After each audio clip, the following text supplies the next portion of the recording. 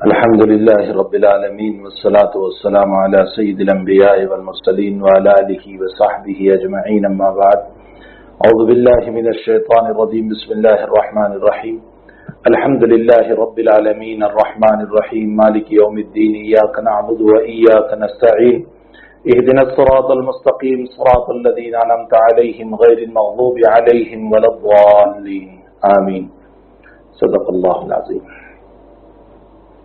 بزرگان محترم، معزز خواتین، مائیں، بہنیں اور بیٹیاں، السلام علیکم ورحمۃ اللہ وبرکاتہ. میں 2 دن سے مسلسل اس سورت کے سلسلے میں چند باتیں عرض کر رہا ہوں. میں پھر آج جو آیات اس سے پہلے تلاوت کی گئی اس کا ترجمہ ریپیٹ کر دوں. الحمدللہ رب العالمین، تمام تعریفیں اللہ کے لیے ہیں جو سارے جہان کا رب ہے. الرحمن الرحیم، جو بہت نہایت رحم کرنے والا اور بڑا رحیم ہے. مالکی یوم الدین، جو قیامت کے دن کا مالک ہے، جو جزا کے دن کا مالک ہے، جو بدلے کے دن کا مالک ہے. اگر وہ اپنے اختیار سے نہیں کوئی ڈنڈا لے کر کے اس کو سجدہ کروا رہا ہے، کوئی ڈنڈا لے کر کے اس کو مار رہا ہے اور کہہ رہا ہے کہ لا الہ الا اللہ پڑھ لے، سجدہ کر لے، نماز پڑھ لے، تو یہ عبادت نہیں کہا جائے گا. عبادت نام ہے نہایت تعظیم کرتے ہوئے دل و جان سے کسی کے سامنے تذلل اختیار کرنا. تو اس میں اپنا اختیار ضروری ہے، اس لیے کہ جب تک انسان کا اپنا اختیار نہیں ہوگا وہاں تک وہ تعظیم کا مسئلہ ہی کہاں ثابت ہو سکتا ہے. اس لیے کہ کوئی ڈنڈے مار کر کے اگر اس کو سجدے کروا رہا ہے، نماز پڑھوا رہا ہے، تو وہ تعظیم کے ساتھ نہیں کر رہا ہے، وہ تو جو ہے وہ کسی کے زور کی بنیاد پر کر رہا ہے، تو اس کو عبادت نہیں کہا جاتا. اسی طرح اگر کوئی آدمی کسی کے سامنے سجدہ تو کر رہا ہے لیکن حقیقت یہ ہے کہ وہ تعظیم کے ساتھ نہیں کر رہا ہے، اس کے دل میں اس کی عظمت نہیں ہے، تو اس صورت میں یہ تمسخر ہے، یہ مذاق ہے. اس لیے کہ بغیر عظمت کے کسی کے سامنے سجدہ کرنا یہ اس کی مذاق اڑانا ہے. معلوم یہ ہوتا ہے کہ وہ یہ کہہ رہا ہے کہ عظمت نہیں ہے، بس ویسے ہی تیری ہنسی مذاق کے لیے میں تیرے سامنے جھک رہا ہوں، تو یہ تمسخر کی شکل ہے. عظمت ہونا ضروری ہے. جب عبادت کی تعریف میرے بھائیوں اور بہنوں سمجھ میں آ گئی تو تعالی جل شانہ و عم نوالہ کے سامنے انتہائی تعظیم کے ساتھ دل و جان سے اپنی ذلتی کو اختیار کرنا، اپنی عاجزی کو اختیار کرنا، چاہے وہ نماز کی شکل ہو، چاہے وہ روزے کی شکل ہو، چاہے وہ زکوٰۃ کی شکل ہو، چاہے وہ حج کی شکل ہو، ان تمام صورتوں پر عبادت کا اطلاق ہوگا کہ انتہائی تعظیم کرتے ہوئے اپنے رب کریم کے سامنے دل و جان کے ساتھ تذلل اور عاجزی کو اختیار کرنا. پھر ظاہر سی بات ہے کہ 2 قید خاص طور پر عبادت میں مطلوب ہے. ایک تو نہایت تعظیم اور دوسرا انتہائی تذلل. اور ظاہر سی بات ہے کہ نہایت تعظیم اسی ذات کے لیے ہو سکتی ہے جو ہم سے وراء الورا ہو، ہم سے اوپر ہو، ہمارے برابر نہ ہو، ہماری طرح نہ ہو. معلوم ہوتا ہے کہ دنیا کے کسی انسان کے سامنے چاہے وہ ولی ہو، غوث ہو، کتب ہو، ابدال ہو، زندہ ہو، مردہ ہو، قبر میں ہو، قبر کے باہر ہو، نہایت تعظیم اس کی نہیں ہوگی، اس لیے کہ وہ ہماری طرح ہے. اور جب ہماری طرح ہے تو نہایت تعظیم کے ساتھ تذلل کا مسئلہ وہاں نہیں ہو سکتا ہے. اسی لیے غیر اللہ کے سامنے سجدہ کرنے کو شرک قرار دیا گیا. چونکہ تم نے رب کریم کے ساتھ عبادت کا جو مسئلہ تھا وہ عبادت کا مسئلہ اس کو دیا جو اللہ سے ناقص ہے، اللہ سے ادھورا ہے، اللہ کی مخلوق ہے، اللہ کی صفتوں کا مظہر ہے. وہ خود اللہ نہیں ہے، اس میں خالقیت کی شان نہیں ہے، اس میں مالکیت کی شان نہیں ہے، وہ مخلوق ہے.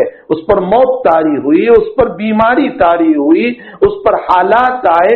ظاہر سی بات ہے کہ جو ان تمام حالات سے گھیرا ہوا ہو اس کے سامنے سجدہ نہیں ہو سکتا ہے، قطعاً نہیں ہو سکتا. بلکہ جناب رسول اللہ صلی اللہ تعالی علیہ وسلم نے اپنے مرض الوفات میں ایک مرتبہ چادر کھول کر ارشاد فرمایا، الا لا تتخذوا قبری وثنا، اے لوگوں میری قبر کو بت خانہ نہ بنانا. الا لا تتخذوا مسجدا، اے لوگوں میری قبر کو موضع سجدہ نہ بنانا، یعنی میری قبر پر سجدہ نہ کرنا۔ حضرات صحابہ کرام رضوان اللہ تعالی علیہم اجمعین نے وفی روایت حضرت عمر نے ارشاد فرمایا کہ حضرت یہ عجم کے بادشاہ جن کے سامنے لوگ سجدہ کرتے ہیں، آپ زیادہ حقدار ہیں کہ آپ کے سامنے سجدہ کیا جائے۔ حضرت نے فرمایا ابھی تم یہی ہو، سجدہ صرف اللہ کو ہوگا۔ شریعت من قبلنا میں ایک ادب کے خاطر، ایک احترام کے خاطر، ایک تعظیم کے خاطر سجدہ کرنے کی اجازت تھی، جیسے شریعت یوسف علیہ السلام کے اندر ملتا ہے کہ جو انہوں نے خواب دیکھا تھا اس خواب کی تعبیر میں یعقوب علیہ السلام کا جھکنا اور سجدہ کرنا اور والدہ کا کرنا اور بھائیوں کا کرنا، یہ سجدہ تعظیمی تھا، سجدہ ادب تھا، سجدہ احترام تھا۔ لیکن چونکہ یہ آخری شریعت ہے اور اس شریعت میں اگر سجدہ تعظیم کی، سجدہ احترام کی، سجدہ ادب کی اجازت دی جاتی تو آج انگلی پکڑی جاتی ہے، کل کو ہاتھ پکڑ لیتے ہیں، سجدہ تعظیم سے سجدہ عبادت ہو جاتا۔ اس لیے ہماری شریعت میں جناب رسول اللہ صلی اللہ علیہ وسلم نے پہلے ہی سے اس کو منع کر دیا اور یہ فرمایا کہ اللہ کے علاوہ کسی کو سجدہ نہیں ہو سکتا ہے۔ تو عبادت نام ہے انتہائی تعظیم کے ساتھ دل و جان سے اپنے رب کے سامنے تذلل اختیار کرنا، اس کو عبادت کہا جاتا ہے۔ اور یہ جن صفات کے ساتھ عبادت کی تعریف کی گئی، انٹروڈکشن کرایا گیا، یہ اللہ ہی کے لیے زیب دیتا ہے، یہ غیر اللہ کو زیب نہیں دیتا، اس لیے غیر اللہ کی عبادت بھی نہیں ہوگی، غیر اللہ کو سجدہ بھی نہیں ہوگا، اور کسی طرح کے عبادت کے مسائل نہیں ہو سکتے، اور اگر کوئی اس کو اختیار کرے گا تو اس صورت میں اس کو شرک قرار دیا جائے گا۔ اللہ جل شانہ اس شرک اور ان خرافات سے اور اللہ کی نافرمانی سے حق تعالی ہماری پوری حفاظت فرمائیں۔ اسی لیے آپ غور فرمائیں کہ جناب رسول اللہ صلی اللہ علیہ وسلم کے فرزند ارجمن ابراہیم رضی اللہ تعالیٰ عنہ، جو ماریا قبطیہ رضی اللہ تعالیٰ عنہ جو آپ کی باندھی ہے، ان سے پیدا ہوئے اور 16 یا 17 مہینہ زندہ رہنے کے بعد ان کا انتقال ہو گیا۔ یہ بھی اللہ کا ایک عجیب مسئلہ ہے کہ آپ کی مذکر اولاد کوئی نہ رہی، جتنے بچے ہوئے مذکر میل وہ سب انتقال کر گئے، چاہے وہ طیب ہو، طاہر ہو، قاسم ہو، ابراہیم ہو رضی اللہ تعالی عنہم، وہ سب انتقال کر گئے۔ البتہ آپ کی بیٹیاں زندہ رہی، فاطمہ، زینب، رقیہ، ام کلثوم، یہ بیٹیاں زندہ رہی، اور اب تعالیٰ نے سلسلہ نسب بھی بیٹیوں سے چلایا، کوئی حسنی ہے، کوئی حسینی ہے، یعنی فاطمہ رضی اللہ تعالیٰ عنہ سے جو سلسلہ چلا اس میں کوئی حسن کی اولاد سے ہوا، کوئی حسین کی اولاد سے ہوا، کوئی حسنی ہوا، کوئی حسینی ہوا۔ ہمارے بعض بزرگوں نے عجیب و غریب بات لکھی ہے کہ سلسلے حسنیت پر اگر غور کیا جائے تو ان میں جمال زیادہ پایا جاتا ہے، اور سلسلے حسینیت پر اگر غور کیا جائے تو اس کے اندر جلال زیادہ پایا جاتا ہے، چونکہ وہ سلسلہ اوپر سے چلا ہے، اور حضرت حسن رضی اللہ تعالیٰ عنہ میں جمال کا غلبہ تھا، حضرت حسین رضی اللہ تعالیٰ عنہ میں جلال کا غلبہ تھا، اس لیے وہ سلسلہ جو ہے اوپر سے چلا ہے۔ بہرحال جناب رسول اللہ صلی اللہ علیہ وسلم کی مذکر اولاد کوئی نہ رہی۔ اس پہ علماء نے حکمت یہ لکھی ہے کہ بہت ممکن ہے کہ آپ کی مذکر اولاد زندہ رہتی تو کل کو کوئی آپ کے انتقال کے بعد آپ کی اولاد کو نبی تسلیم کر لیتا تو خاتم النبیین کے مسئلے پر اثر پڑنے والا تھا، اس لیے اللہ نے اولاد کو اٹھا لیا۔ لیکن ایک سوال اس پر یہ بھی تو ہو سکتا ہے کہ پھر اللہ مذکر اولاد دیتا ہی نہیں، پھر مذکر اولاد کیوں دی؟ اس کا جواب یہ ہے کہ مذکر اولاد دے کر، میل اولاد دے کر، نر اولاد دے کر حق تعالی جل شانہ و من والہ نے نبی کی قدرت کو بتایا کہ نبی علیہ الصلوۃ والسلام میں وہ قوت ہے کہ صرف فیمیل نہیں، میل اولاد بھی ہو سکتی ہے، مذکر بھی ہو سکتی ہے، اس لیے آپ کی قوت کا اشارہ فرمایا اور اولاد لے کر کے ختم نبوت کی طرف اشارہ فرمایا، مذکر اولاد کو لے کر، میل اولاد کو لے کر ختم نبوت کی طرف اشارہ فرمایا۔ تو بہرحال حضرت ابراہیم رضی اللہ تعالیٰ عنہ کا جب انتقال ہوا تو ہوا یہ تھا کہ اس کے اگلے دن سورج گرہن ہوا تھا، اور دوسرے دن ابراہیم رضی اللہ تعالیٰ عنہ کا انتقال ہوا۔ کچھ صحابہ یہ کہنے لگے کہ آج ابراہیم کا انتقال ہوا اور دوسرے دن سورج گرہن ہوا، تو کچھ صحابہ یہ کہنے لگے کہ یہ جو سورج گرہن ہوا ہے یہ ابراہیم کے اوپر غم کر رہا ہے، سورج یہ ابراہیم کی وجہ سے سورج گرہن ہوا۔ جناب رسول اللہ صلی اللہ علیہ وسلم کو جب اس بات کا پتہ چلا، میرے بھائیوں اور میری بہنوں، ہمارے متعلق اگر اس طرح تعریفی کلمات کہے جاتے کہ ان کے انتقال پر بادل بھی رو رہا ہے، آسمان بھی رو رہا ہے، آفتاب بھی رو رہا ہے، تو ہم کتنے خوش ہو جاتے۔ جناب رسول اللہ صلی اللہ علیہ وسلم خوش نہیں ہوئے، اس لیے کہ آپ خرافات کو مٹانے آئے تھے، آپ شرک کو مٹانے آئے تھے، آپ کفر کو مٹانے آئے تھے۔ آپ کو اپنی تعریف کا مسئلہ نہیں تھا، آپ کو اللہ کی تعریف کا مسئلہ تھا۔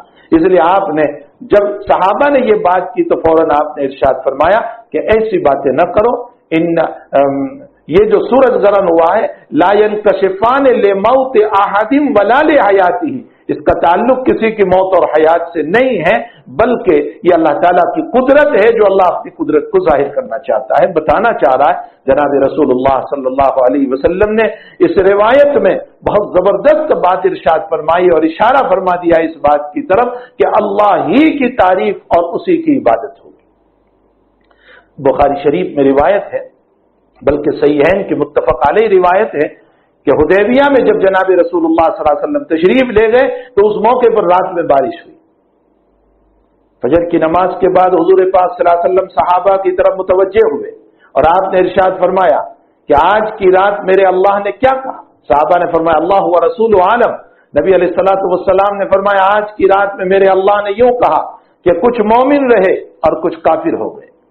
پھر حضور پاک صلی اللہ علیہ وسلم نے وضاحت کرتے ہوئے فرمایا کہ جنہوں نے یوں کہا کہ اللہ نے بارش برسائی وہ مومن رہے، یعنی اللہ پر ایمان رکھنے والے، اور جنہوں نے یوں کہا کہ فلاں ستارہ نکلا اور اس نے بارش برسائی، میغ دھنوش نکلا اور اس نے بارش برسائی، یہ چیز نکلی اور اس نے بارش برسائی، فرمایا کافرن، اس نے کفر کیا اللہ کے ساتھ۔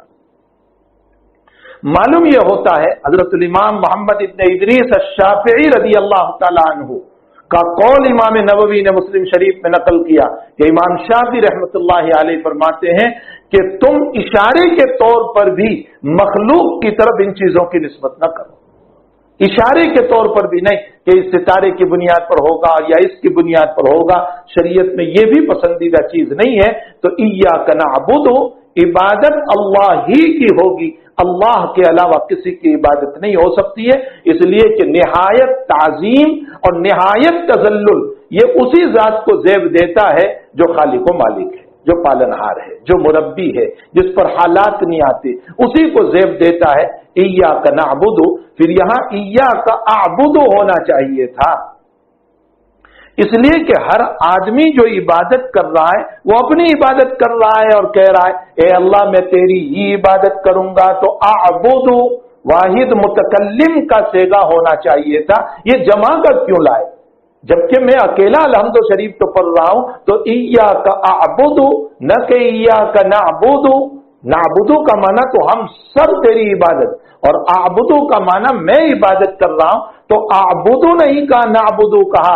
مفسرین فرماتے ہیں، حضرت مولانا ادریس صاحب کاندلوی رحمۃ اللہ علیہ نے اپنی تفسیر میں لکھا، فرمایا کہ اس کی وجہ یہ ہے اے عبادت کرنے والے، تو جب عبادت کے لیے کھڑا ہوا ہے اور اللہ ہی کی عبادت کر رہا ہے تو ناز نہ کرنا کہ میں عبادت کر رہا ہوں، تیرے جیسے تو بہت عبادت کر رہے ہیں۔ ایاک نعبد، تیری ہی عبادت ہم کرتے ہیں، میں اکیلا نہیں ہوں اللہ کی عبادت کرنے والا، اللہ کے بے شمار بندے ہیں جو اللہ تعالیٰ کی عبادت کر رہے ہیں، اور کیسے عبادت کر رہے ہیں۔ بہت سے اہل اللہ اور بہت سارے اللہ والے جن کی راتوں رات گزر جاتی ہے رکوع میں، سجدوں میں، قیام میں، تلاوت میں۔ رابعہ بصریہ رحمۃ اللہ علیہ کے باب میں لکھا ہے کہ رات بھر عبادت کرتی تھی اور صبح کو فجر کے موقع پر کہتی تھی اللہ رات چھوٹی ہو گئی تجھ سے بات کرتے کرتے۔ یہ ہے ہمارے بزرگان دین اور اکابر جن کی زندگیاں رات رات گزر جاتی تھی عبادت کے لیے۔ تو میں اکیلا عبادت کرنے والا نہیں ہوں تاکہ مجھے میری عبادت پر ناز ہو اور فخر ہو اور غرور ہو۔ اللہ نے جمع کا لفظ استعمال کر کے، گجراتی میں بہووچن کا لفظ استعمال کر کے اشارہ کیا اس بات کی طرف کہ بہت سارے بندے اللہ کی عبادت کرتے ہیں۔ ایاک نعبد، اے اللہ ہم تیری ہی عبادت کرتے ہیں۔ یہ تیری ہی اسی لیے لائے ہیں کہ ایاک کو پہلے لائے، ورنہ ہونا تو چاہیے تھا نعبدک، ہم تیری عبادت کرتے ہیں، لیکن ایاک کو لا کر بتا دیا، اسی لیے ہمارے مفسرین ترجمہ فرماتے ہیں خاص ہم تیری ہی عبادت کرتے ہیں۔ وَإِيَّاكَ نَسْتَعِينُ، اور اے اللہ ہم تجھ ہی سے مدد مانگتے ہیں۔ یہ وَإِيَّاكَ نَسْتَعِينُ دو تفسیریں ہیں اس کی۔ ایک تفسیر تو یہ ہے کہ اس کا تعلق إِيَّاكَ نَعْبُدُ سے، اور اشارہ ہے اس بات کی طرف کہ اللہ عبادت تیری توفیق کے بغیر نہیں ہو سکتی، تیری استعانت کے بغیر نہیں، تیری مدد کے بغیر نہیں۔ جب تک تو ہماری مدد نہیں کرے گا وہاں تک جو ہے ہم عبادت نہیں کر سکتے۔ وَإِيَّاكَ نَسْتَعِينُ، اے اللہ ہم تجھ ہی سے استعانت مدد مانگتے ہیں۔ استعانت کا معنی مدد مانگنا، اے اللہ ہم تجھ ہی سے مدد مانگتے ہیں۔ الہ العالمین تو عبادت میں ہماری مدد فرما۔ شیطان ہمیں دوسری طرف لے جاتا ہے، فجر میں اٹھنے نہیں دیتا، صحیح کام کرنے نہیں دیتا، اخلاق حسنہ پر چلنے نہیں دیتا۔ اے اللہ ہم تجھ سے کہہ رہے ہیں کہ تو ہماری مدد فرما، ہم تجھ ہی سے مدد مانگتے ہیں۔ الہ العالمین تو ہمیں عبادت کی توفیق عطا فرما۔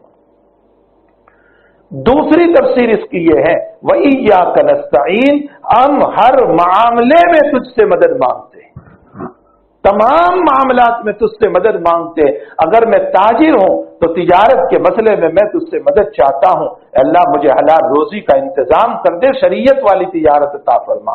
اگر میں کسان اور فارمر ہوں، کھیروت ہوں، تو اللہ کھیتی کے راستے میں تیری شریعت مجھے بتا دے تاکہ میں صحیح طور پر اپنی کھیتی کر سکوں۔ اے اللہ میں عالم ہوں تو تعلیم و تدریس کے اندر مجھے سرکار دو عالم صلی اللہ علیہ وسلم کے بتائے ہوئے وہ اصول بتا دے تاکہ ان اصول کے مطابق میں تعلیم و تدریس کر سکوں۔